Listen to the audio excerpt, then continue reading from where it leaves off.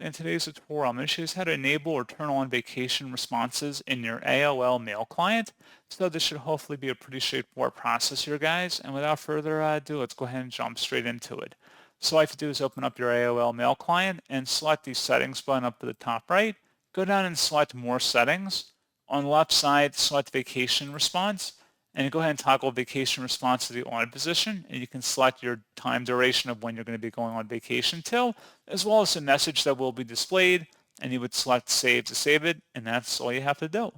So pretty straightforward process on that, guys, and as always, thank you for watching. I do hope that was able to help you out, and I do look forward to catching you all in the next tutorial. Goodbye.